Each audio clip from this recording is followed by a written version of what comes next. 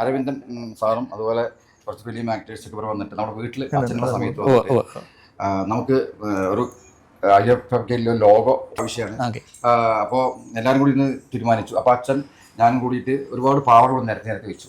അപ്പോൾ അദ്ദേഹം ആവശ്യപ്പെട്ടത് ഒരു സ്ത്രീ കഥാപാത്രം, ഒരു രാഷ്ട്രീയ കഥാപാത്രം, പിന്നെ നമുക്ക് ദേവതയായിട്ട് മാറുന്നത്, ദേവത ആയിരിക്കണം, സ്ത്രീ നല്ല രൂപത്തിലുള്ള ഇതാണ് നമുക്ക് ആവശ്യം. അപ്പൊ അങ്ങനെയാണ് നമ്മൾ ലങ്കാലക്ഷ്മി എന്നുള്ള കഥാപാത്രത്തിനെ നമ്മൾ കാണിക്കുന്നത്. നമ്മളിതങ്ങനെ ലങ്കാലക്ഷ്മി എന്നുള്ള കഥാപാത്രം ഹനുമാൻ ലങ്കയ്ക്ക് സീതാദേവി അന്വേഷിച്ച് പോകുന്ന സമയത്ത് ചാടി ആദ്യം തടുക്കുന്നുണ്ട്, ഗോപുരം കിടക്കുന്ന സമയത്ത് തടുക്കുന്ന ഒരു സ്ത്രീയാണത്.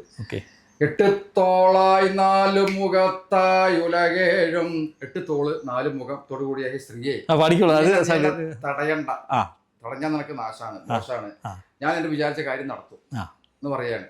അപ്പൊ അവള് പറയുന്നത്, എന്നെ നീ മീണ്ടേകിനതേകാതിർമാറ്റം ചൊന്നായി നീയാവനട തൊൽപുരമട്ട, എന്നെ നീ ഒരിക്കലും മറികടന്നിട്ട് പോകാൻ പറ്റില്ല, നിന്നാലൊന്നും അതിനുള്ള കടന്നിട്ട് നിന്നാലും മുടിയാതെ അതല്ലേ തമിഴിൽ കടന്ന് ഒന്നും ചെയ്യാനുള്ള മുടിയാതെ എന്ന് പറഞ്ഞു. അപ്പോഴാണ് ഹനുമാൻ അവസാനം ഒരു അടിയടിക്കുകയാണ്. അപ്പോഴാണ് ഈ രൂപം മാറി ദേവതയായിട്ട് അടുത്ത രൂപം ഗോഡസ് ആയിട്ട് മാറുന്നത്. അപ്പൊ ഇത് നമ്മള് കുറച്ചും കൂടി മാറി അവരുടെ ലോകോന്റെ രീതിയിലേക്ക് മാറ്റം വന്ന് എന്നിട്ട് ഈ രൂപത്തിലേക്ക് മാറുകയാണ്.